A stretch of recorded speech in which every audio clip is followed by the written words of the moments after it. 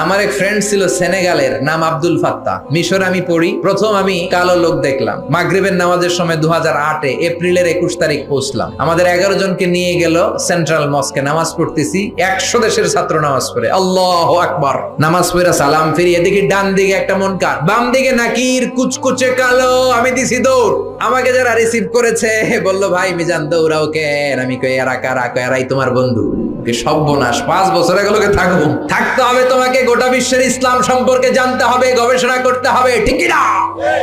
মিশতে শুরু করলাম কালোদের সাথে। কুসকুসে কালো, অনেক লম্বা, চুলগুলো এরকম গুটি গুটি হয়ে থাকে আর গুটি গুটি হয়ে থাকে। আজীবন খবরে দেখতাম, ওই যে নেলসন ম্যান্ডেলারে দেখতাম খবরে, এটিএন বাংলার খবরে দেখা যেত আফ্রিকা মানুষ। এবার সরাসরি দেখতেছি। এই ফাত্তা আমার পাশের রুমে থাকতো, তার পাশে থাকতো চাইনিজ, এরপরে পাকিস্তানি। তো এই ফাত্তা আমার রুমে ছিল ফ্রিজ, ওর রুমে ফ্রিজ নাই। ও পানি নেওয়ার জন্য, ঠান্ডা পানি নেওয়ার জন্য আমার রুমে আসতো। আমি ভয়ে ভয়ে ওর বোতল লয়ে এই দরজা আটকায় দিতাম। প্রথম দিকের কথা, ভয় পেতাম কি না কি হয়। পরে দেখি না, মাশাআল্লাহ, কলিজাটা আকাশের মতো উদার।